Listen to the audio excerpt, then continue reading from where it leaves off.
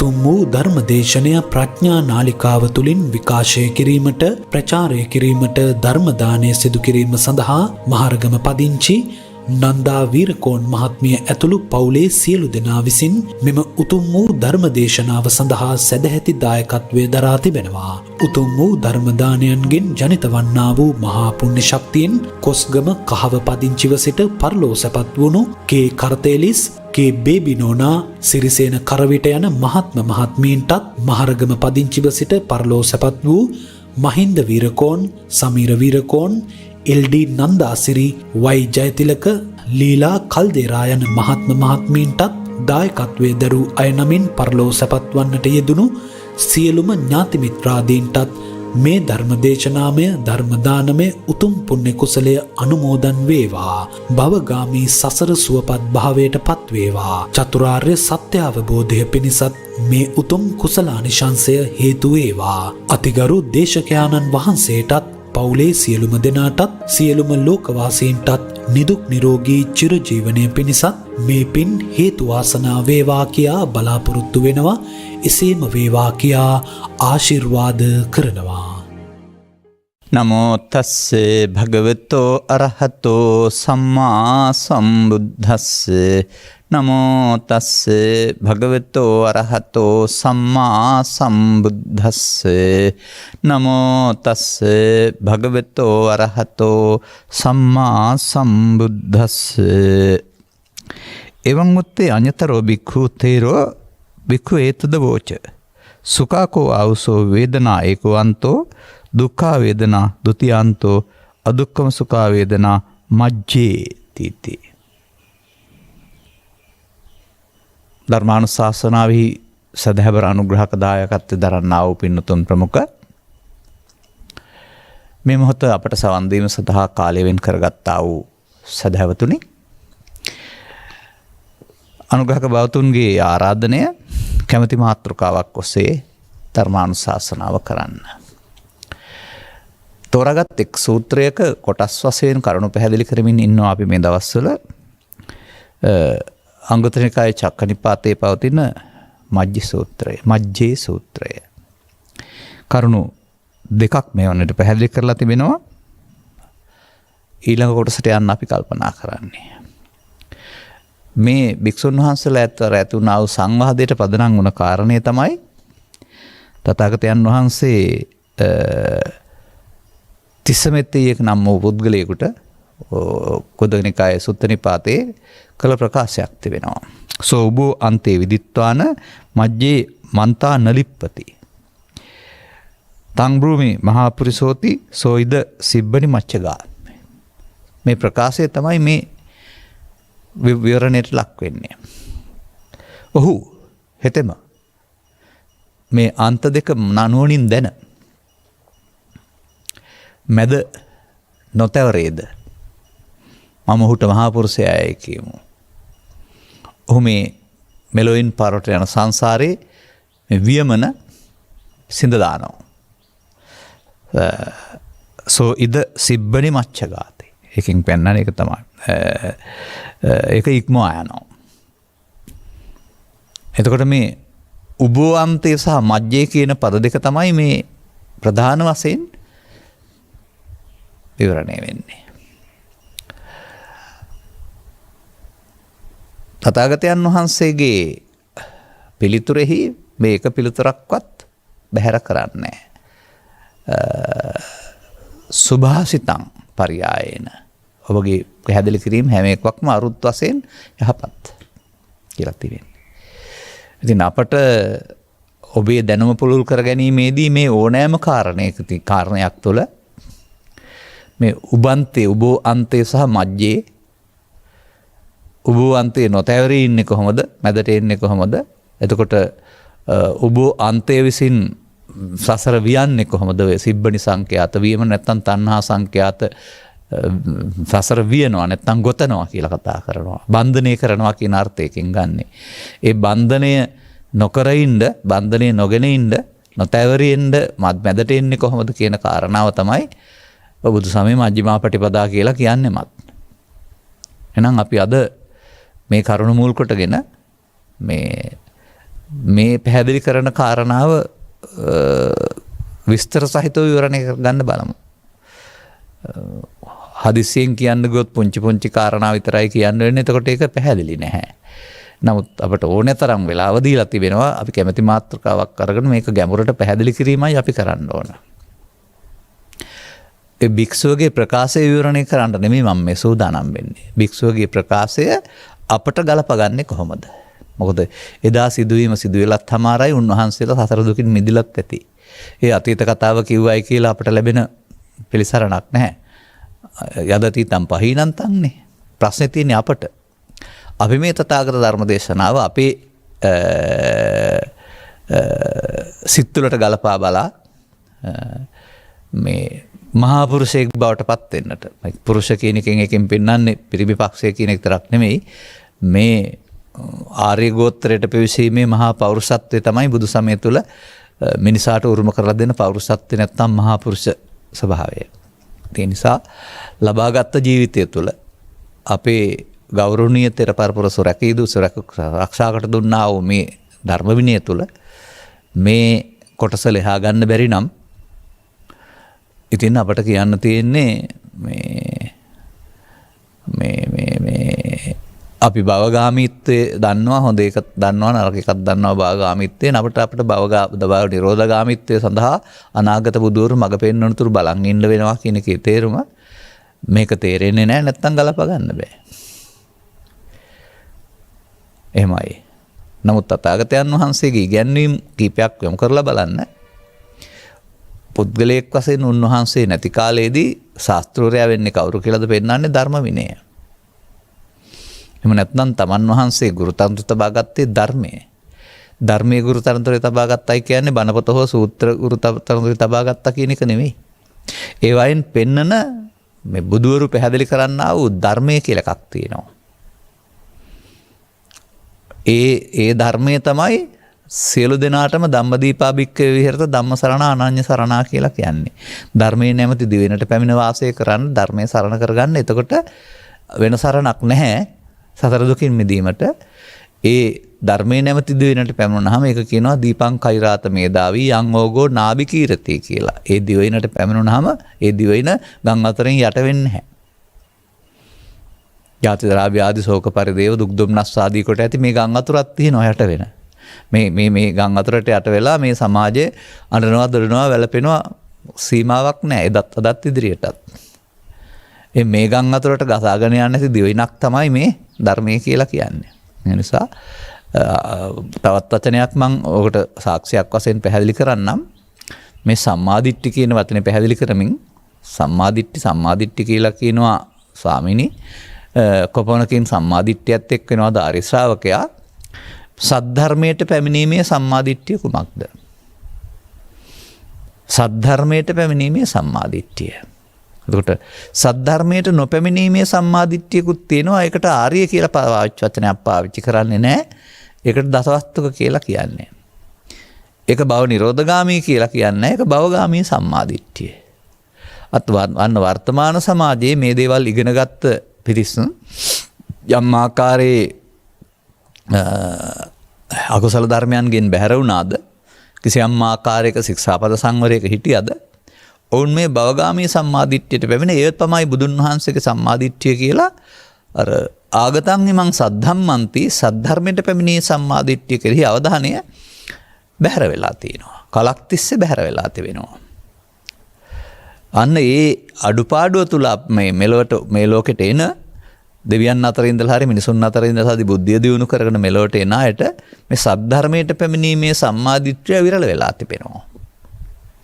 ඒ නිසා අපි ඒක කොහොම හරි හොයලා පැහැදිලි කරගෙන අනුගමනය කිරීම තුළ මේ දියුණුවට පැමිණීමෙන් ලෝකයාට පෙන්වන්න ඕන එතන තියෙන සැනසෙල්ල ප්‍රදර්ශනය කරන්න ඕනෙත් නැහැ ප්‍රකාශ කරන්න ඕනෙත් නැහැ. නමුත් එතන ඉන්න විට ඒ ඔය දැවෙන තැවෙන සුළු ස්වභාවයෙන් නිදහස් බව එහෙම නැත්නම් බුදුන් වහන්සේලා වදාලා වූ ඒ අවේදිත සුවේ හැටි ඇලීම් ගැටීම් නැතුව එහෙම නැත්නම් අර මජ්ජේ මේ සූත්‍රය අනුගත කළ මැදට වෙලා ඉන්නකොට උබෝ අන්තයෙන් බැහැර වෙලා ඉන්න හැටි තේරුම් ගන්න පුළුවන් වෙනවා. මෙන්න මේ කරුණු ටිකත් හිතේ තියාගෙන තමයි අපි මෙතෙන් යන්න ඕන. සාමාන්‍යයෙන් මේ මා තේරුම් ගන්න මේ වචන අර්ථය සිංහලට පරිවර්තනය කරලා හරියන්නේ නැහැ. මදි. ඒකට අර ගම්බීරේසු ටානාටානේසු පඤ්ඤාචක්කුං කමති කියලා පෙන්නනවා යම් සූත්‍රවල ගැඹුරු තැන් කෙරෙහි ප්‍රඥාස යොමු වෙන්න වෙනවා. එතකොට අපි එහෙම යොමු කරන්න තමයි මේ සූදානම් වෙන්නේ. එක්තරා භික්ෂුන් වහන්සේ නමක් පැහැදිලි කරනවායි කියලා පෙන්වන්නේ මේ සාකච්ඡාවේදී මේ කීප දෙනෙක් අතර ඇති වුණා වූ සංවාදයක් මේක. සුඛාකෝ ආවුසෝ වේදනා ඒකෝ අන්තෝ.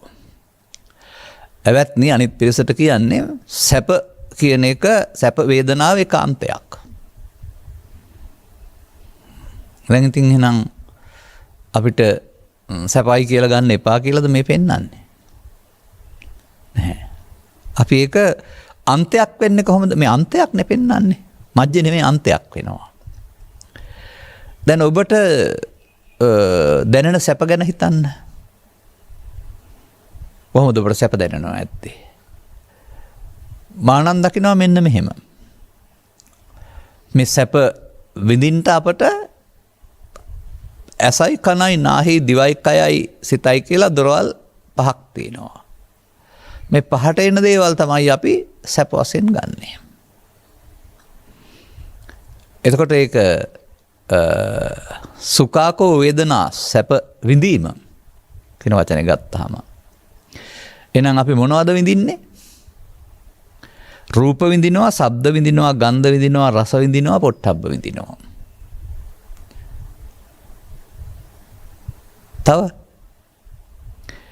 තව අපි විඳිනවා ලාභ විඳිනවා, යසස විඳිනවා, කීර්තිය විඳිනවා, සැප විඳිනවා.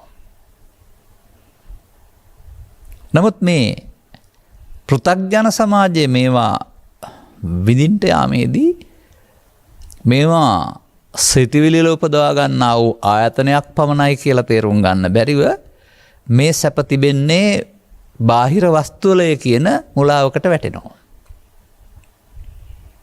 වැටිලා මොකද වෙන්නේ? මේ මම ඉහතින් සඳහන් කළ 6ට හෝ 4ට 10ක් තවත් ඕන නම් ගත්ත හැකි. නමුත් අපිට ඔක්කොම ඕන නැහැ. මේ ඒකෝ අන්තෝ කියන එකේ තේරුම ඇලෙනවා. ඔය විඳිනවා කියන එකේ තේරුම එතන ඇලෙනවා.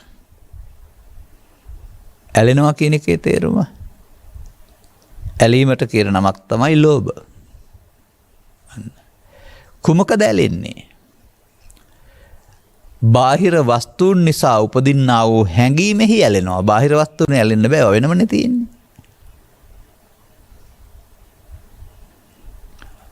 අන්නේ ඇලීමේදී ඒකෝ අන්තයක් බවට පත් වෙනවා. දැන් මේක ඊට පස්සේ ලාභයට ඇලීම, සැපතට ඇලීම, ප්‍රශංසාවට ඇලීම, යසසට ඇලීම. දැන් ඒ ඇලීමට කියනවා ලෝභ. ඒ ඇලීමට කියනවා මමත්වෙන් ගැනීම. ඒ ඇලීමට කියනවා සංකප්ප රාගය. මේ ලෝකේ පවතින සිදුවීම් වලින් Tamanට කිසියම් පවන් සැලීමක් තිබෙන නිසා මේවයන් ඒ නැවත විඳින්න නැත්නම් කියලා නැවත නැවත ගන්න අදහසෙන් යුක්තව මේ කෙරෙහි අරමුණෙහි ඇලෙනවා. එතකොට ඔහු සැප වේදනාවේ ඇලීම තුළින් සැප වේදනාව හොඳයි නැවත නැවතත් ඕන කියලා සැප වේදනාව මමත්වෙන් ගන්නවා. ඒ ඇලීම කියන එකේ තේරුම සැප වේදනාව මමත්වෙන් ගන්නවා. මඤ්ඤති කියන වචනයක් පාවිච්චි කරනවා. දැන් හොඳට තේරුම් ගන්න මමත්වෙන් කියන එකේ තේරුම මයන්න හෝ කයන්න යන්න නෙවෙයි කියලා මම මේ දවස්වල වචනයක් කියනවා. ඔකට තේරුම් ගන්න. මඤ්ඤති මඤ්ඤනාව, මඤ්ඤමානය ඒක ඒ මොහොතේ එන දේ තුල තියෙන දෙයක්. අන්න දැන් මෙහෙම තත්වයක් නැතුව උපන් මිනිස්සයා මේ දොරවල් හයට හම් වෙන අරමුණු හය නිසා හෝ අටලෝ දහමට අයත් සුඛපටිපදාවේ සුඛපත් නිසා හෝ ඒවා යලි විඳින්නට ඇතනම් ඒවා නවත්තා ගන්නට ඇතනම් කියලා ඒවා කෙරෙහි ස්වභාවයෙන්ම බන්ධනයක් ඇති කර ගන්නවා. ඒකෝ අන්තෝ. එතකොට ඒක පෘථග්ජන භාවය තුළ සිදුවෙන්නා වූ මුලාවක්. ඒක පෘථග්ජනයාගේ උරුමයක් ඇත්තටම. මම ඒකට කියන්නේ උපන්ගේ දෝෂයක් කියලා. කොහොම මේ ධනවත් දුප්පත් උගත් නුගත් වශයෙන් ලෝකේ ජීවත් වෙන්න උත්සාහ කළත් මේ අන්තයට යන එක පෘථග්ජන භාවය තුළ තිබෙනා වූ දුර්වලකමක්. ඒකට තමයි පුහුදුන් කියලා කියන්නේම. මේ නිසාම මේ අන්තයට යාමක් නේ. දැන් මේක මේ අන්තයට යාම නිසා සසර වියනවා. වියමනක් සිද්ධ වෙනවා. ඉදිරි අනාගතය සඳහා මේ ජීවිතයේ අනාගතය සඳහා මතු භවය සඳහා යන කයක් නෑනේ. කය මෙහින් පොළොවට පස් වෙනවා. නමුත් මේ වියමනක් තියෙනවානේ සිබ්බනි සංඛ්‍යාත කියලා. සිබ්බනි සංඛ්‍යාත තෘෂ්ණාව. දැන් අපි මේ කතා කරන්නේ එක පැත්තක් විතරයි. සුඛාකෝ අන්තේ. ওই විදිහට අපට තේරෙන්න ඕන පුද්ගලයෝ වශයෙන් ළමා කාලේ පහුවී එන විට මෙන්න මේ අපිට ඔක ඔතරම් විස්තර වශයෙන් තේරෙන්නේ නැහැ. නමුත් අපි මේ අරමුණු ගැනීමේදී මේ අරමුණෙහි පවතිනා වූ සතුට නිසා අපි ඒක සතුට ආස්වාදයේ බවට පත් කරගන්නවා. ආස්වාදයේ කියන පදේ තේරුම බුදුවරුන්ට තියෙන සතුට කියන එක නෙවෙයි. අරමුණේ උපේක්ෂා සහගත බව කියන එක නෙවෙයි. ආස්වාදයේ කියන එකේ තේරුමම අර අන්තයක් බවට පත් වෙන එක. බැඳෙනවයි කියන එක. එතකොට ආස්වාදයේ ආදීනව කියන එක පිළිබඳව පෘථග්ජනයට අවබෝධයක් නැහැ. මොකක්ද ආස්වාදයේ ආදීනවය? ආහාරයක් ගන්නට සාගරයේ පීනා යමින් ඉඳලා ආහාරය හමු වෙලා ගිල දමනවා. ඔහු ගත්තේ ආහාරය. නමුත් මේ ආහාරය ඇතුලේ පවතිනවා කොක්කක් බිලි කොක්ක කියලා. ඒ නිසා කොක්කට තට්ටු වෙනවා. ආහාරය ඇතුලේ කොක්ක තියෙන බව දන්නේ නැහැ. ගන්නේ ආහාරයක්. නමුත් ආහාරය තුල කොක්කක් තබා බිලි බාන්නා ප්‍රයෝගයක් කරලා අල්ල ගන්නවා. ඒ වගේ මේ ලෝකෙට හම්බ වෙන අටරෝදහමේ සුඛ ප්‍රතිපදාවේ හතර සහ පංචකාමේහි සුඛ ප්‍රතිපදාව තුළ මායя කොක්කක් සම්බන්ධ කරලා තිබෙනවා. ඒ මායя තමයි කොක්ක සම්බන්ධ කරලා තියෙන්නේ. සසරට බඳා ගන්න. අන්න පෘථග්ජන භාවයෙන් මේ ආස්වාදයේ මමත්වෙන් ගන්න යාම තුළ අර මාළුවා බිලි කොක්කට අහු වෙනවා වගේ මේ සසරට තට්ටු වෙන එක සංයෝජනය තමයි මේ ආදීනවේ කියලා කියන්නේ. ඉතින් ඒක දැනගන්නකොට මාළුවා ගිල්ලාම අහුවෙලා ඉවරයිනේ. මාළුවාට ගැලවෙන්න බෑ. පෘථග්ජන පුද්ගලයාටත් තනියෙන් ගැලවෙන්න බෑ. බුදුවරු පැහැදිලි කරන්නා වූ මේ සදහම් මාවත තුල ආස්වාදයේ ආදීනව දැක්කම තමයි කෙනෙකුට නිස්සරණේවත් ආස්වාදයෙන් මිදීම ඕන වෙන්නේ. අපි තව මේ කතා කරන්නේ එක පැත්තක්. මෙන්න මේ විදිහට ගන්න ඒක තනි වචනෙන් පොතේ තියෙන වචනෙන් ගන්න නැතුව ඔබට එන ඔබේ ඇසට කනට නාසයට දිවට කයට එන්නා වූ රූප ශබ්ද ගන්ධ රස පොට්ටබ්බ ධම්ම නම් වූ අරමුණවල ඔබ කැමති පැත්තත් ලාභ කීර්ති යසස සැප කියන්නා වූ අටලෝදහමට අයිති පැත්තේ සුඛ ප්‍රතිපදාය පැත්තත් මේ දෙක සාමාන්‍යයෙන්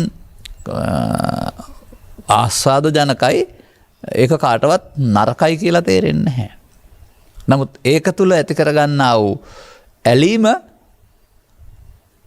සිබ්බනියක් බවට පත් වෙනවා. එහෙම නැත්නම් රූපයට තියෙන ඇලීම රූප තණ්හා, ශබ්දෙත් තියෙන ඇලීම ශබ්ද තණ්හා කියලා එතෙන්ට අන්න දැන් තණ්හා කියන පදයක් එකතු වෙනවා. දැන් ජායති සෝකෝ ජායති බයං. රූපය දුක් ගෙනත් දෙන්නෙත් නෑ. ඇහැට හමු වෙන රූපය දුක් ගෙනත් දෙන්නෙත් නෑ. බාහිර ප්‍රසාද ගෝචර රූපේ. නමුත් මේ ජායති සෝකෝ ජායති භයං ඇලීම. එතකොට එහෙනම් මේ ලෝභ හෙවත් ඇලීමේ කාන්තයක්. දැන් බලන්න. මේ සමාජය ස්වකීය ජීවිතය ගෙන යාමේදී මේ ඒකට කියන්නේ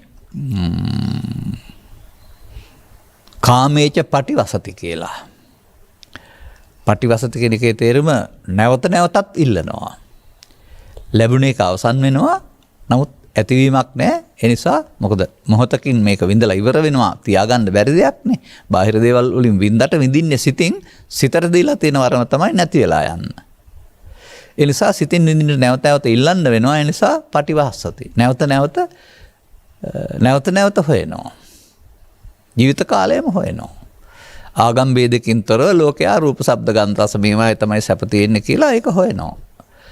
ඒක හොයන්න තමයි මේ සම්පූර්ණ සමාජය සැකසී පවතින්නේ. නීති සාමෝ සැකසී පවතින්නේ, විවාහය සැකසී පවතින්නේ, ඒ වගේම බෙදා හදා ගැනීම සැකසී පවතින්නේ. සියල්ලම මේ සඳහා. මොකද පරිපාලන රටාවක් තුළ, ආණ්ඩුක ව්‍යවස්ථාවක් තුළ නැත්තම් ලෝකේ පවතින අනාගත නීති පද්ධතීන් තුළ ලෝකෝත්තර රටාවකට ගලපව එකක් කොහෙවත් නැහැ. මේ ලැබී තිබෙන සම්පත් සාධාරණව භුක්ති විඳින්මින් කාමයන් විඳින්න සකස් කරපු ලෝකයක් තමයි ලෝකේ තියෙන්නේ. අදාළ නීති හෝ අදාළ විද්‍යාවේ දියුණුව හෝ අදාළ වෛද්‍ය ප්‍රතිකාර හෝ මොනවා හරි ගත්තම මේකට උපයෝගී වෙන විදිහට සකස් කරලා තිබෙන්නේ. එතකොට බුදවරු මේ සමාජයේම තමයි උපදින්නේ. දැන් මේ සමාජයේ එතකොට මොකක්ද? මඩවලක්. ඉතින් මඩවලේ මඩගඳ තියෙනවා තමයි. නමුත් මඩවලේ නෙළුම් පිපෙනවා. පිපුණාම මඩවල නොතැවරී ඉන්න පුළුවන්. තථාගත බුදු පියාණන් වහන්සේට පැහැදිලි කරන්නේ පුණ්ඩරීකං යතා වග්ගෝ තෝයන නූපලිත්තෝති කියලා. නූපලිත්තති. වග්ගු කියනවා මඩවල. එතකොට පුණ්ඩරීකං කියනවා නෙළුම් මලට. මේක මඩවලේ පිපෙනවා. නමුත් ඒක ආපහු මඩ තැවරෙන්නේ නැහැ. පිපුණෙන් පස්සේ උඩට ආවෙන් පස්සේ. නොතැර මේ කාම ලෝක නැමැති මඩවැලේ ඉපදී කාමයන්ගේ නොතැවරී සිටින බැවින් සම්මා සම්බුද්ධයයි කියනු ලැබේ. වෙන තැනකත් නෙවෙයි. කාම ලෝකෙන් පරිබාහිරවත් නෙවෙයි. නමුත් ඒකට එහෙම ජීවත් වෙන්න ක්‍රමයක් තථාගත බුදු පියාණන් වහන්සේ ඉගැන්වීම තුළ ආදර්ශයෙන් පෙන්වලා තිබෙනවා. සාමාන්‍යයෙන් අතපුච්ච ගන්න අඬුවක් නැති නිසානේ. නමුත් අඬුව තියෙනවා නම් අතපුච්ච ගන්න ඕන නෑ නේද? අර අපි රත් වෙච්ච යකඩයක් අල්ලන්න යනවා. එතකොට දැන් අල්ලන්න ගියාම අත පිච්චෙනවා. අල්ලන්න ඕනේ යකඩේ. නමුත් අතින් අල්ලන්න ගියාමනේ පිච්චෙන්නේ. අඬුවකින් අල්ලන්න ගියාම අවශ්‍ය යකඩෙත් අල්ලනවා. නමුත් පිච්චෙන්නේ. අනේ වගේ මේ අඬුව තියාගෙන අතපුච්ච ගන්න නැතුව වැඩ කිරීම වගේ කාරණයක් තමයි මම දකින්නේ මේ ලෝකේ ජීවත් වීම තුළ මේ බුදුර ලෝකට පැහැදිලි කරන්න උත්සාහ කරන්නේ. සිබ්බනි සංඛ්‍යාත වියමනෙන් සසර වියන එකෙන් නිදහස් වෙලා ජීවත් වෙන්න. අර ආස්වාදයේ විඳින්න ගියොත් සසරක් හදනවා වියනවා කියන එක පිළිබඳව මම මේ පැහැදිලි කරන කරුණ ඔස්සේ අද පමණක් නෙවෙයි මේ කරුණ අපි පැහැදිලි කරන්නේ ධර්ම දේශනාවල හැමදාමත් පැහැදිලි කරනවා. සසර තිබෙනවා නෙමෙයි සසර හැදෙනවා. අපි දැන් මෙතෙක් පැහැදිලි කළේ සුඛ ප්‍රතිපදා ඔස්සේ සසර හැදෙන හැටි. දෙකම අරගෙන මම පැහැදිලි කරනවා ඉදිරියට. දැන් අපි යනවා අනිත් එකට. දුක්ඛ වේදනා ဒ ුතියාන්තෝ. අවත්නේ දුක වශයෙන් විඳින එක අනිත් අන්තය. දැන් බලන්න.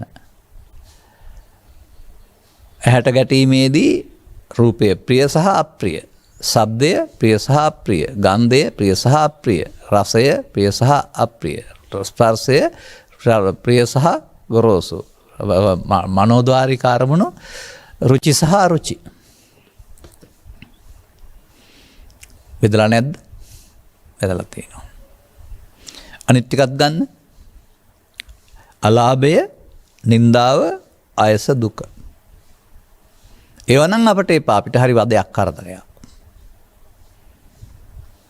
නමුත් මේ පෙරලෙන රෝදය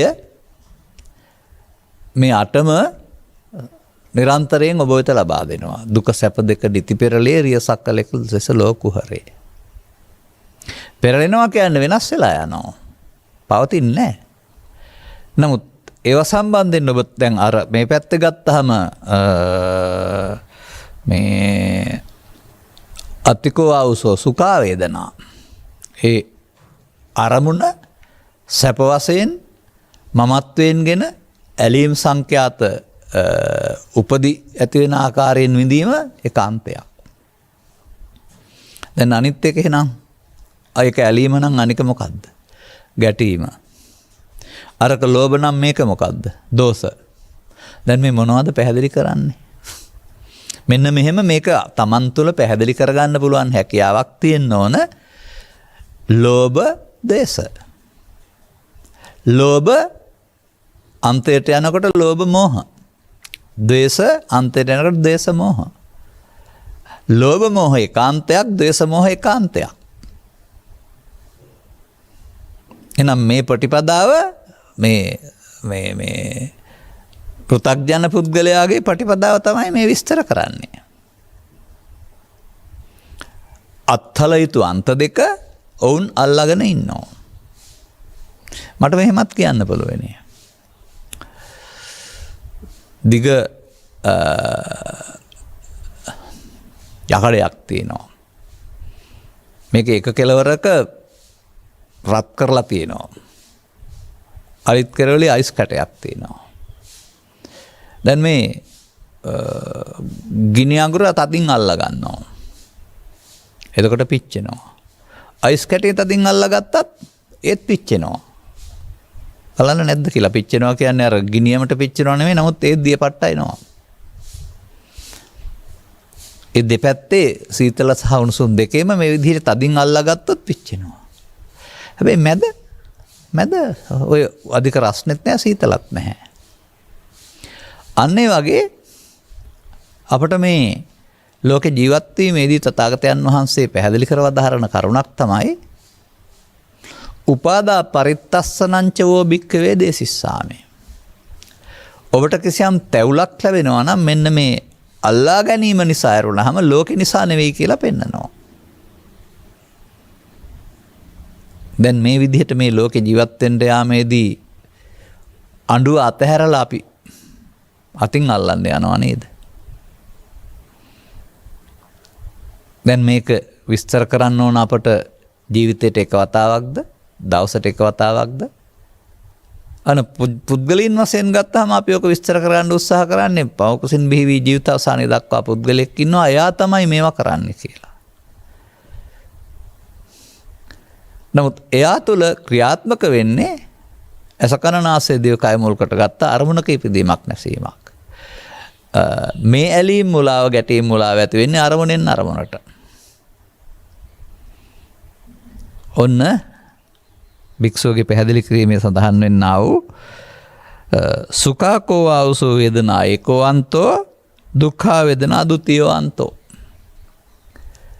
භික්ෂුවට මේක පැහැදිලි කරලා දුන්නට නැත්නම් භික්ෂුව වෙනුවෙන් මේක පැහැදිලි කළාට අපට ඇති වැඩක් නැහැ. ඔබ වෙනුවෙන් පැහැදිලි කරගන්න. දැන් ළමා කාල සිට අද එන ගමනේදී ඔබ මේ නොදැනම මේ උගලට අහු වෙලා නේද? තේරුම් ගන්න ඕන කාරණාව. දැන් මේකේ තියෙනවනේ තව වචනයක්.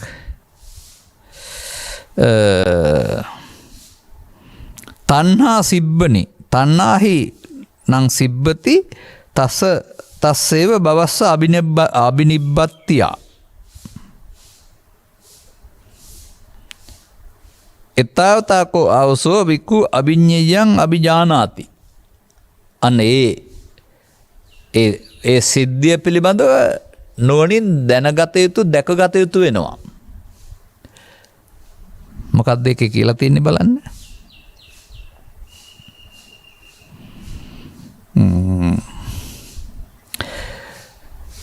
තෘෂ්ණාවම ඒ භවයාගේ ඉපැත්ම සඳහා අතීත අනාගත වශයෙන් බන්ධනය කරන්නේය. අන්නේ කාරණය දැනගන්නේ නම් පරිඤ්ඤයං පරිජානාති අභිඤ්ඤයං අභිඥා නුවණින් දැනගන්න දේ මේක දැනගන්න ඕන වෙන හැටි.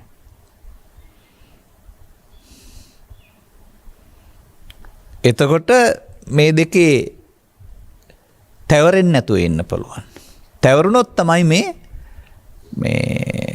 සසර ගමන අනාගතය සඳහා මේ වියමන සිදු වෙන්නේ. බන්ධනය සිදු වෙන්නේ. අතීතය වර්තමානයේ වසාගෙන අනාගතයට බන්ධනයක් ඇති කරනවා. දැන් මේක අපට මීටත් වඩා ලස්සනට සියුම්ම විග්‍රහ කරගන්න ඕන නේද? සාමාන්‍යයෙන් අපේ උත්සාහය මේක හැකිතාක් දුරට ඔබට සමීප කර පැහැදිලි කර දෙන එක. ඒක පොතේ පවතිනවා පෙළක් වශයෙන්. ඒක ජීවිතේට මේකයි කියලා හරි නැත්නම් ඒක පාඩම් කරගෙන කියන්න පුළුවනි. නමුත් මේකේ තියෙනවනේ මේ පෙළ දහමට යොදා බලලා කියන එකක්. ඔය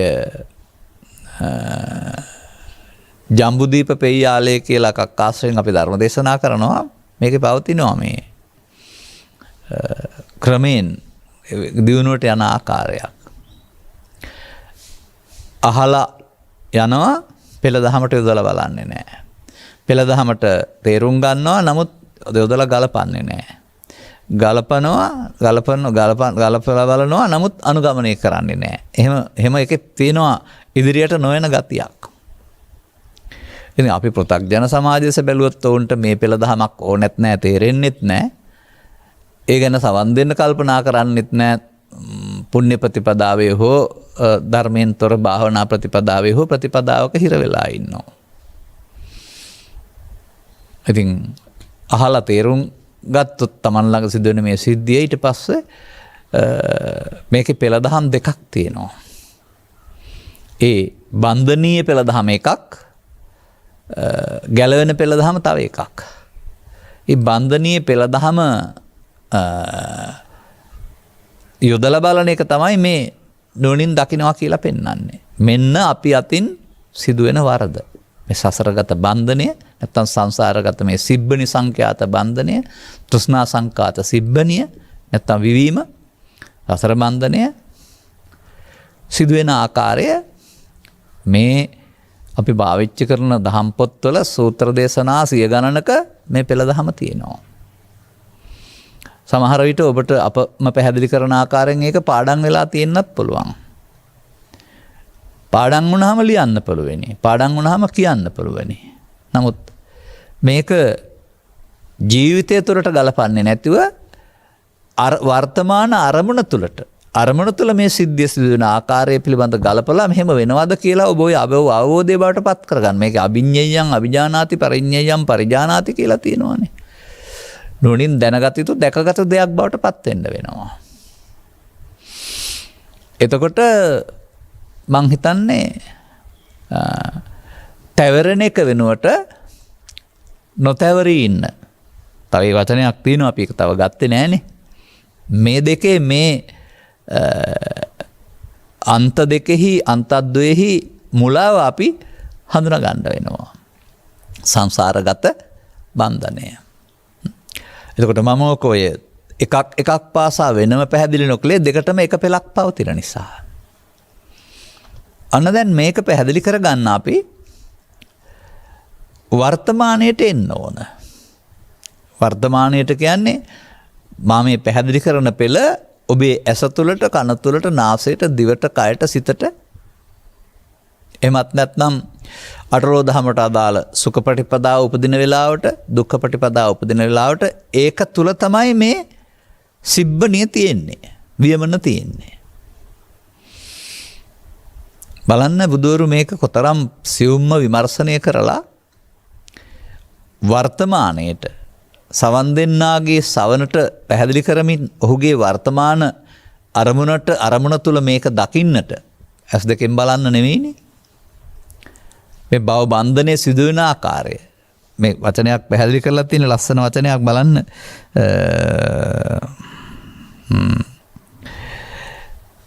තෘෂ්ණාවම ඒ භවයාගේ ඉපැත්ම සඳහා මේ බන්ධනය ඇති කරන්නේ. ඒ භවයාගේ පැවැත්ම සඳහා තෘෂ්ණාවම වියනවා. වියමන ඇති කරනවා. දැන් ඔබටත් ඔය මේ ඉරුණ වස්ත්‍රයක් ගත්තොත් එහෙම ඉදිකට්ටකේ නූලකුයි අරගෙන මේ දෙක එකතු කරලා ඉරට මැස්මක් ඔස්සේ වියන්න පුළුවන්. ඒ වගේම ඔබට ඔය පාවිච්චි කරන බෑග්ස් වල තියෙනවා සිප් එක කියලා එකක්. මේක දෙකක් තිබෙන්නේ. නමුත් මේක සකස් කරලා තියෙන ආකාරයෙන් ඇදගෙන ගියාම දෙක එකක් කරලා වියනවා. බැඳෙනවා. අන්න ඒ වගේ මේ බන්ධනයේ වියමන ඒ මොහොතේ බෑගේ සිදුවෙන්නේ. ඒ මොහොතේ ඔබ ළඟ තිබෙනා වූ ඉරුණ දෙයක් එකට මුට්ටු කරන්න මැදින් මේ කෑල්ලක් තියලා හරි නැත්නම් දෙක එකට නමලා හරි ගැට ගහන්න පුළුවන්. සසරේ වර්තමාන ආස්වාදය අනාගතයට ගැට ගහනවා ඔබව. මේක තමයි සිබ්බනි සංකාත විමන කියලා කියන්නේ. අපි මෙතන නැතත් මේ පෙළේ මේක නැතත් අපි කියවපු දහම් පෙළවල මේ අවුන තරම් තිබෙනවා. අපි ඒක අරගෙන මේක තව ටිකක් හොයාගන්න බලමු කාලේ පවතින නිසා. කොහොමද අපි ඒක පැහැදිලි කරන්නේ? ඔබට හැකියාව තිබෙන්න ඕන මේක ඇස තුළ, කන තුළ, නාසය තුළ, දිව තුළ, කය තුළ, සිත තුළ. නැත්නම් අරමුණ තුළ. ඉන් එහාට යන්නේ නැහැ මේක. ජීවිත තුනකට යන්නේ නැහැ මේක. නමුත් ඇස තුළ අතීතයෙන් ගෙන වර්තමානයේ වස අනාගතයට විවීමක් සිදු වෙනවා. ඒ විවන්න යාමේදී වර්තමානයේ මග ඇරෙනවා. පෙන්නන්නේ මෙතන ලස්සන වචනයක් පෙන්නන්නේ අතීත අනාගත පච්චුප්පන්න බන්ධන වශයෙන් කියලා. අතීත අනාගත බන්ධන වශයෙන්. මේක ඉතින් ඔබට පාඩම් දන්න අය මෙලහටත් මේ වෙනකොටත් දන්නවා ඇති මොකක්ද මේ කියන්න හදන්නේ කියලා. දැන් මේවට කියන්නේ සියුම් ධර්ම කියලා. මෙන්න මේ සියුම් ධර්ම විග්‍රහය දසවස්තුක සම්මාදිට්ඨිය තුල නැහැ. පුද්ගලයෙක් වශයෙන් පවෙන් වෙන්නීම පිනෙන් හික්මීම. පුද්ගලයෙක් වශයෙන් ශික්ෂාපද සංවර වෙලා උදේ සිට රාත්‍රිය වෙනතුරු සිල් රකින්න එක. භවගාමී සම්මාදිට්ඨිය තුළ හොඳ පැත්තට හරවලා මේ සිබ්බනි ගැන කතාවක් නැහැ.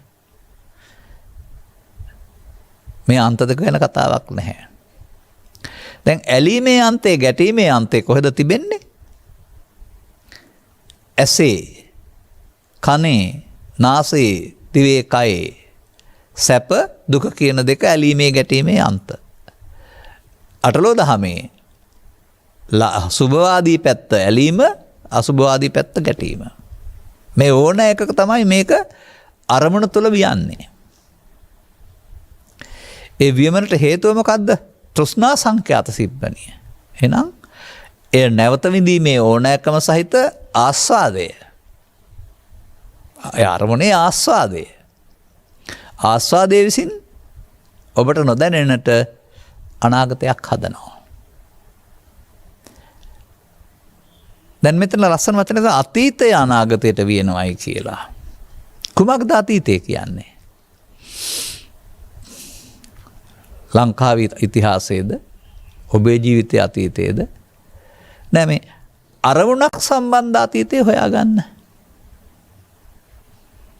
කුඩා දරුවෙකුට නම් අරමුණක් සම්බන්ධ අතීතයක් නැහැ. දැන් ගැටෙනවා විතරයි. ඇතුළතින් එන්න අදාළ පැරණි මතකයක් නැහැ. ඔබට ලාභය අලාභය සැප දුක් නින්දා අපසාන සම්බන්ධයෙන් පක්ෂ විරෝධතා සම්බන්ධයෙන් කලක් තිස්ස පුරුදු කරන ලද පුරුදු කිරීමෙන් මේ බියන ලද චිත්ත අභ්‍යන්තරය තුළ තිබී මොහොතකින් මතුවෙන අතීතයක් නැද්ද? මට තරහ එනවා. මට එකට එක කරන්න හිතෙනවා. මට බය හිතෙනවා. මට පලි ගන්න හිතෙනවා. ඒ දැන් එකක්ද? එහෙම නැත්නම් ඔබට දැන ඇඟරත් වෙනවා දැනෙනවා. ඔන්න මගේ මාරයා අවිස්සීගෙන ඉන්නේ. ඒ වර්තමානයේද? වර්තමානයට එන්නේ මින් පෙර තබා තිබෙන්නා වූ අතීතය නිසා. එනිසා හොඳට තේරුම් ගන්න අපි මේ වර්තමාන මොහොතෙහි පරිහරණය කරනු ලබන්නේ වර්තමාන මොහොතක් නෙමෙයි මේ පෘථග්ජන භාවය තුළ අදාළ අගයන් එකතු කිරීමෙන් චිත්තාභ්‍යන්තරයට තැබුවා වූ මුලාවක්. ස්වභාවයෙන්ම මිනිසාගේ මේ මොහොතේ ඇසෙන් කනින් නාසයෙන් දිවෙන් කයෙන් සිතට එන එක පාලනය කරන්න පුළුවන් බලවේගයක් නැහැ තිබෙනතුරු. ඒක තිබෙනතුරු. ඒක අපි හදපු උගුලක්. අපි අහුණු උගුලක්. අප විසින් කරගත්ත වරදක්. දැන් අර කළ හොඳ පස්සෙන් එලවනවා කියලා කියමනක් තියෙන්නේ. අන්න ඒ වගේ මේ පස්සෙන් එලවන්නේ කුමක්ද? අප විසින් ඇලීමෙන් මුලාවෙන් ගැටීමෙන් මුලාවෙන් විඳ අනාගතයට තැබූ දේ ඔක තබන්නේ ඉදිරියට. නමුත් එනකොට ආපහු වෙන්නේ අතීතයෙන්. මේ හැම දෙයක්ම මම හොඳ වැඩක් කරන්නම්කෝ කියලා අනාගතයට තැබූ දේවල්. නමුත් දැන් එනකොට අතීතයෙන්. මෙන්න මේ අතීතයේ වර්තමාන මොහොතට ඇසට කනට නාසයට ගේන්නට බාහිරින් හමු වෙන්නා වූ සාධක දෙකක් උදව් වෙනවා. ඇසේ නම් ප්‍රසාදය සහ ගෝචර රූපය, කනේ නම් සෝත ප්‍රසාදය සහ ශබ්ද රූපය, නාසයෙන් නම් ගාන ප්‍රසාදය සහ ගන්ධ රූපය, දිවේ නම් જીවහා ප්‍රසාදය සහ රස රූපය. ලාභේ නම් බාහිර ලෝකෙ සිදුවෙන්නා වූ ලාභය ඒක අපට දැනීම. අලාභේ නම් බාහිර ලෝකෙ සිදුවෙන සිද්ධියක නිසා අපට අලාභයක් වශයෙන් දැනීම. එතකොට ලාභයේදී නම් අපට ඇලීම එනවා, අලාභයේදී නම් අනේ සිදුවනේ කරදරයක් කියලා ඒ අලාභයට දෙන අකමැත්ත එනවා. දැන් මේ ලාභාලාභ නින්දා ප්‍රශංසා කියන කාරණා දෙකේ ඇතිවෙනා වූ ඇලීම ගැටීම මේ සමාජයේ ජය පරාජය දෙකේදී මිලාඩු වැඩිවීමේදී Tamanට ඇති වෙන ප්‍රශ්නවලදී ප්‍රදර්ශනය කරනවා. උපාය නීති රොස්සේ බලන්න පුළුවන්. එක ප්‍රශ්නවලදී ජයග්‍රහණය සමරන වෙනකොට උදම් වෙන ආකාරය සහ Tamanට වදිනකොට රිදෙනකොට පාඩු වෙනකොට ඊට අදාළ ප්‍රතික්‍රියා දැක්වීම මගින් විරෝධතා සහිත වචන බොරු පාවිච්චි කිරීම මගින් පරුස වචන භාවිතා කිරීම මගින් එහෙම නැත්නම් විරෝධතාවය ප්‍රදර්ශනය කිරීමට පඹයන් පිලිස්සීම මගින් ඒව හරි වැරදි කියන්න යනවා නෙවෙයි මම මේ පෙන්වන්නේ මේ හැඟීම ප්‍රදර්ශනය වෙන ආකාරය. ඉතින් මට මතක් වෙන ගීපදයක් නම් තියෙනවා. ජීවන නම් වූ මේ රංගමඩලේ රංගනා නළුවෙකි මොහු සිහිවි කළේ. කවුද මේ නළුවා? පෘථග්ජනයා. මෙන්න මේක දැක ගන්න. දැන් මේක තුල සිබ්බණිය නැත්තම් මේ අතීතයෙන් ඇවිදින් අනාගතයට විය වෙන හැටි තේරුම් ගන්න බලන්න. අර විඳීම වේදනාව කියන එක දැන් එකක් නෙවෙයි. Taman කැමති රුචි අරුචි පරිදි අතීතයෙන් ඇවිදින් ඒකේ තිබෙන සැප හෝ දුක්ඛ වශයෙන් ඒ අතීතය තමයි අපි විඳින්නේ මේ පස්සපච්චා වේදනා. ඒකනේ අර අතීතවස් අනාගත වශයෙන් වියනවා කියලා කියන්නේ. හැම විටම පෘථග්ජන පුද්ගලයාට ගැටෙනකොට එන්නේ මෙන්න මේ Taman හදාගත්ත පෝෂණය කරගත්ත මේ Tamanගේ චිත්ත අභ්‍යන්තරයට එකතු කරලා තිබෙන ඇලීම් ගැටීම් සංඛ්‍යාත බර. ඒකට ඔබ පුරුදු කරගත්ත පරිදි ඇලෙනවට ගැටෙනවට කියනවා වේදනාපච්චය තණ්හා කියලා. මේ වියනවා දැන් මේ. ඔක තමයි වියමන. තණ්හා වුණාම ඒක අනාගතයට බැඳෙන්න ඕන ආකාරයට අනාගත ඵලයක් උපදින්න හේතු නිදන් වෙන්න ඕන ආකාරයට උපාදාන කියන වචනය යටතේදී තව ටිකක් එහාට ගැඹුරට යනවා.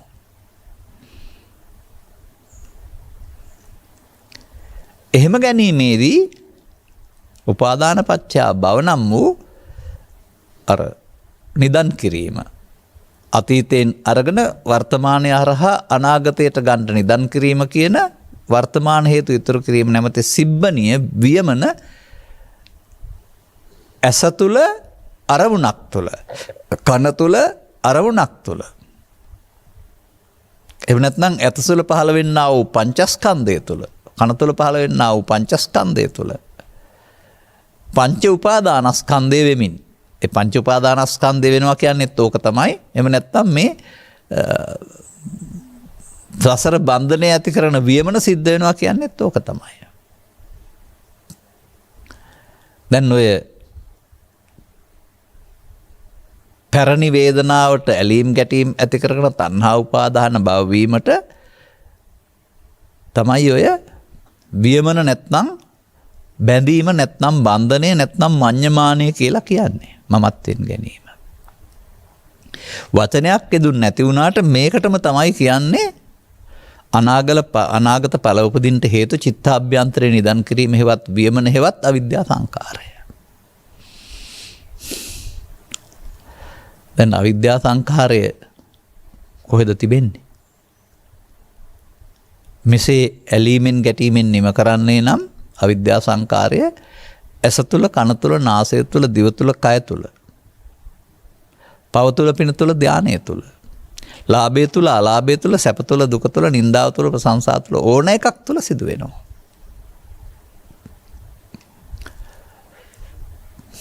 මේ පෙන්වන්නේ මොකක්ද? සංයෝජනය. සංයෝජනය කියන්නේ සසරට බැඳෙන එකනේ. අන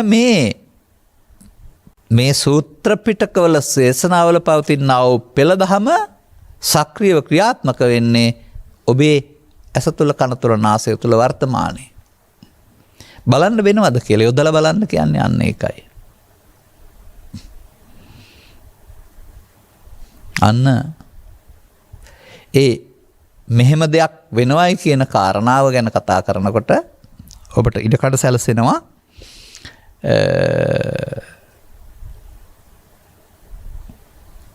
මේ මුලාව තේරුම් ගන්න. එහෙම නැත්නම් දැනගත යුතු දේ දැනගන්න, දැකගත යුතු දේ දැක ගන්නට ලැබෙන අවශ්‍ය නුවණ ඇති වෙනවා. මොකක්ද ඒකට පෙන්වන්නේ? අවිඤ්ඤයං අවිජානාති පරිඤ්ඤයං පරිජානාති. එදා හයට විතරක් නෙමෙයි. අද ඔබටත් මේ දැනගත යුතු දේ දැකගත යුතු නුවණින් ඇස් දෙකෙන් නෙමෙයි. දැන් මේක මේ පෙන්නන දේ මම පෙන්නනවානේ කරන්නේ. නමුත් ඒක කළු ලෑල්ල කැඳලා පෙන්නනවා නෙමෙයි අහසේ තමයි අඳින්නේ. ඒ ඔබට ඒ වුණාට ඒක පෙනෙන්න ඕන. දැන් මෙන්න මේ අන්ත දෙකෙන්ම මොකද කරන්නේ? සැප එකාන්තයක දුක එකාන්තයක. නමුත් සැප ඇලෙනවා. අනමුත් අන්ත දෙකෙන්ම මොකද කරන්නේ? වියනවා.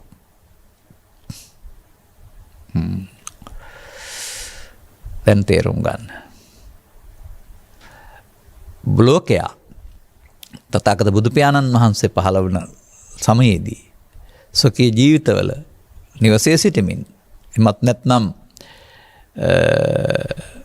නිවසින් බැහැරව ගොස් වනාන්තරගතව සිටමින් මේ ස්කන්ධ පංචකයෙන් පංචකයට උපදිනවා මැරෙනවා ස්කන්ධ පංචකයෙන් පංචකයට මේක තුල ක්‍රියාවලියක් සිදු වෙනවා කියලා දකින්න නැතුව ජීවිතය තුළ ජීවත් වෙන පුද්ගලයෙක් වශයෙන් තියෙන ආත්මයක් වශයෙන් මේක බෙදලා බලන්නේ නැතුව බාහිර වශයෙන් ස්පර්ශ කරනවා. සියුම් තැනට ගලපලා බලන්නේ නැහැ. අන තථාගත බුදු පියාණන් වහන්සේගේ නිවසත හැර යාම තුළ දුෂ්කර ක්‍රියාව තුළ මැදුම් පිළිවෙත තුළ මොකද කරලා තියෙන්නේ කියන එක කල්පනා කරන්න දැන්. සමහර අය කියන්නේ ආනාපාන සති වල බුදු වුණා කියලා අනේකම හුස්ම ඉහළ පහළ යන හැටි බලන් ඉඳලා බුදු වෙන්න පුළුවන් කියලා තමයි අපි හිතන් ඉන්නේ. ඒගොල්ලෝ ආනාපාන සති කියන්නේ හුස්ම ඉහළ පහළ යනවටනේ. ඔය සමහර අය ඉල්ලන්නේ ආනාපාන සතියෙන් විදර්ශනාවට කියලා. ආනාපාන සතියෙන් සතියක් ඇති කරගන්න පුළුවන් දැනගන්න. නමුත් විදර්ශනාවට පංචස්කන්ධයගේ ඉපදීම මැරීම පංච උපාදානස්කන්ධය තේරුම් අරගෙන ඒක තුළනේ අනිත් දුක්ඛ අනාත්ම විදර්ශනාව තියෙන්නේ. පංචස්කන්ධය ගැන අබමල් රේණුවක් දන්නේ නැතුව ආනාපාන සතියට විදර්ශනාවට යන්න පුළුවන්ද? විදර්ශනා කරන්න තියෙන්නේ මොනවද? අරමුණු. අරමුණු කියන්නේ මොනවද? ඇසෙන් කනින් නාසයෙන් උපදින දේවල්. අරමුණ තමයි රූප වේදනා සංඥා සංකාර පහකට බෙදෙන්නේ. ඒ නිසා මේක සියුම් දැක්මක් කරා එන්න ඕන කරුණක්. මෙන්න මේ කාරණේදී ඔබට දැන් මම මේ පෙන්නපු තින්නම් සංගති පස්සෝ පස්සපච්චා වේදනා වේදනා පච්චා තණ්හා තණ්හා පච්චා උපාදාන උපාදාන පච්චා භව නම් වූ වියමන ඇස තුල කන තුල නාසය තුල දිව තුල කය තුල ලාභය තුල අලාභය තුල ආදී අටලෝ දහම තුල සහ පවසා පිණසා ධානය තුලත් ලෝකයා මේ සිබ්බනියට අහු වෙලා වියමින් සසර වියමින් ඉන්නවා. එහෙනම් අන්ත දෙකට පැමිණිලා ගැලවෙන්න බෑ නේද? සෝ උබෝ අන්තේ විදිත්වාන මේ අන්ත දෙක තුල මේ වියමන ගැන නුවණින් දැනගෙන ඒ දෙකේ ඇලෙන්නේ නැතුව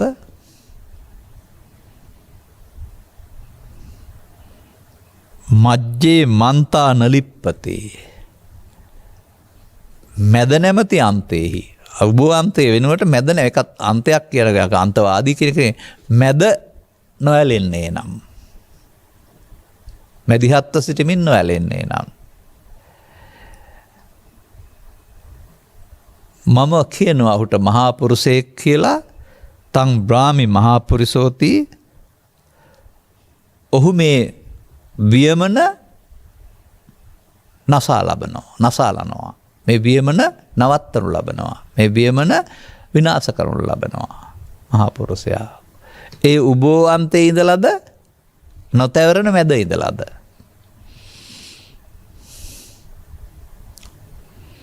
බලන්න කල්පනා කරලා අපි බලමු මේ වචනේ තව ගත්තේ නෑ මම ඒක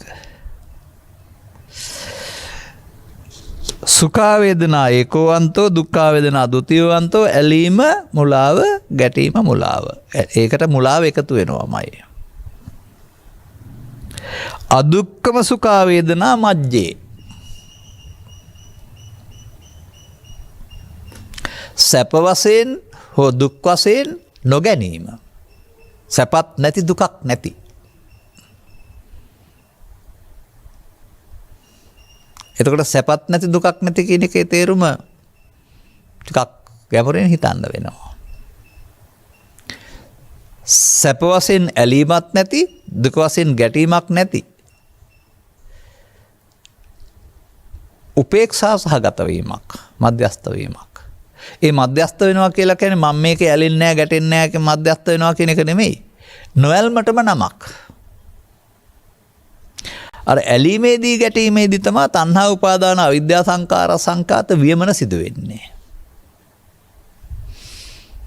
එහෙනම් සතර ගණ දිනුව සිදු වෙන හැටි තේරෙනවා නම් සතර ගණ දිනුව නිමා කරන්න නෙවනකම තියෙන්නේ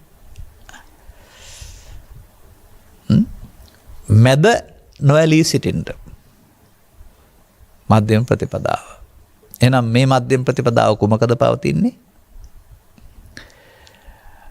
ලෝකේ ජීවත් වෙන්න ගියාපම ජීවත් වෙන කාරණාවත් එක්කලා ඔබ ඇති කරගත්ත මින් පෙර කරුණු තේරුම් ගන්න පෙර ඇති කරගත්ත ඇලීම මුලාව ගැටීම මුලාව වල අන්ත දෙකට ස්වභාවයෙන්ම පැමිණෙනවා ඔබ පෘථග්ජන පුද්ගලයෙක් වශයෙන්. මොකද ඒ ඔබේ හදාගත්ත අතීතය. ඔබ අන්තේ අනුපගම නොපැමිණෙන්න පෙන්නන්නේ. කුමක්ද මේ සඳහා අපට උපයෝගී කරගන්න පුළුවන්? මේ එළඹීම දැන් එකක්ද? නෑ. මේ එළඹීම ඔබ විසින් පෘථග්ජන භාවය තුල හදාගත්තා වූ පසුව ගන්න සැඟවුවා වූ නිදන්ගත දෙයක්. අතීතයක්. මල අතීතයක්. නමුත් ඔබ හැම වෙලෙම මේ මල අතීතයට පණ දෙනවා.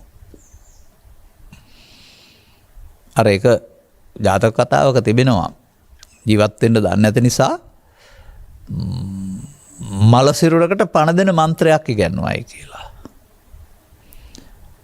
මල ඇට ගොඩක් කැලේ තියෙනවා මේකට මතුරපුවම පණ එනවා කියලා කතාවක් උගන්වනවා. ඔබ විශ්වාස කරනවද ඒක? ඇට කොටු ගොඩක් එකතු කරලා කයක් හදන්න ආපහු මන්ත්‍රයකට පුළුවන් කියලා. නමුත් මේ චිත්තාභ්‍යන්තරයේ පවතිනා වූ මේ මල හේතු ඇටකොටු ගොඩයි. මම ඕක ලේසියෙන් අරින්නේ නැහැ. ඔකට හොඳ වැඩක් කරනවා කියන්නේ මතුරනවා. එතකොට වැළලී ගියා වූ යටපත් වී ගියා වූ මේ ව්‍යාග්‍රය නැත්තම් ද්වේෂය නැගිටලා ඔබ ගාවට එනවා. දැන් ආවහම මොකද කරන්නේ? ඔබයි දෙන්නම වනසගෙන තමයි ව්‍යාග්‍රය යන්නේ ඊට පස්සේ. ඇයි මං පණ දීලා නැගිට්ටෙව්වේ? මල ව්‍යාග්‍රේක. ඒ මල ව්‍යාග්‍රයා කියන එකේ තේරුම මේක සැබෑ දෙයක් නෙමෙයි මල දෙයක්. අන්න මේ බුදු සමය තුළ පෙන්වන්න හදන්නේ හැම විටම අතීතයෙන් මිදෙන්න කියලා. මෙන්න මේ මල දේ නැකිටලා ඇවිදින් එතෙන්ට අහුවෙන එකෙන් මිදෙන්න එය මල දෙයක් වශයෙන් දැකලා බැහැර කරන්නට මෙතෙන්ට ගේන්න ඕනේ. මේක සිදුවෙන කාරණේ පිළිබඳ අවබෝධයක්. මෙයාට ඉඩ නොදෙන්න, මෙයාට එකතු නොවී දින්නට. ඒක තමයි මජ්ජේ කියලා කියන්නේ. ඒකට තව උදව්වකුත් තියෙනවා මේ එන දෙයක් අට එකතු වුණොත් ඒක පැවැත්ම සිදු වෙන්නේ නැත්නම් එයා ඇවිදින් යන්න ඕනේ. හටගත්ත අරමුණකට තියෙන්න මේ ඉඩකඩ තියෙන්නේ නැවත නැවතත් ඒක සමග එකතු වී පවත්වන්න ගියොත්. නමුත් එයා පිළිගන්නේ නැත්නම් එයාට මේ රඟමඩලෙන් බැහැලා යන්න වෙනවා. අර නාදිවාසේති කියන පදයෙන් පෙන්වන්නේ එකතු වෙන්නේ නැහැ කියන එක.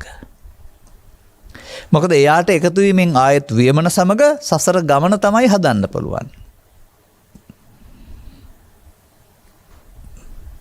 මෙන්න මේ වර්තමාන මොහොත Taman හදාගත්තා වූ මේ අප්‍රසන්න ගැටීම් සහිත ප්‍රසන්න ඇලීම් සහිත මේ මතයට එකතු නොවන මධ්‍යස්ථානයක් බවට පත් කරගන්න පුළුවන්ම අන්න අර ඇලීමත් නැහැ දැකීමත් දැටීමත් නැහැ මැද. මැද නම් නොතැවරෙනවා කියලා කියනවා. අර තණ්හා උපාදාන භව විද්‍යා සංකාරයේ තැවරීම. නැත්නම් මොකද වෙන්නේ? ඒක වෙන්නේ නැත්නම් තණ්හා නිරෝධයෙන් උපාදාන නිරෝධය, උපාදාන නිරෝධයෙන් භව නිරෝධය. දැන් තැවරුණාද නොතැවරුණාද? ප්‍රශ්නේ විසඳුණාද? අනාගතයට නොතබා බලන්න කල්පනා කරලා. එතකොට මේ දහම් පෙළ ඔස්සේත් අප තුළ සිදුවෙන්නා වූ මේ සංසාරගත බන්ධනයේ බැඳෙන ආකාරය, අන්ත දෙක ඔස්සේ බැඳෙන ආකාරය, උබන්තේ උබෝ අන්තේ නුවණින් පැහැදිලි වෙනවා. එහෙනම් ඒ දෙකේ තැවරිලා බෑ. ඇලිලත් බෑ, ගැටිලත් බෑ. ඇලුනත් අනාගතයට තියෙනවා, ගැටුනත් අනාගතයට තියෙනවා. මන්දයත් ඇලීම මුලාව, ගැටීම මුලාව විසින් මේ වියන බව, සතරක් හදන බව. ඔක තේරුම් ගත්ත නිසා තමයි ඔය සමහර ධර්ම දේශනාවලදී අපි කියන්නේ මේ සතරක් තිබෙනවා නෙමෙයි, සතරක් ඔබ හදනවා. අනාගත ඵලයක් උපදින්න හේතු තැබීම තුළම ඔබට අපායක්, දිව්‍ය ලෝකයක්, බ්‍රහ්ම ලෝකයක් හැදෙනවා ඇරුණාම ඒක හදලානේ යන්නේ. දැන් ජීවිත අවසානයක් එනවා.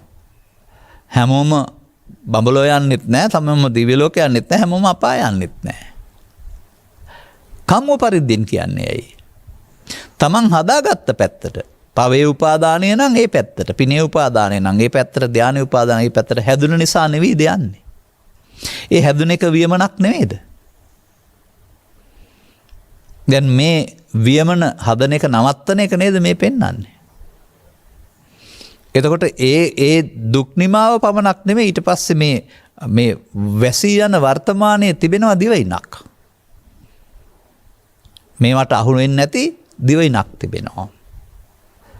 එහෙමත් නැත්නම් ධර්මයට පැමිණීමක් තිබෙනවා.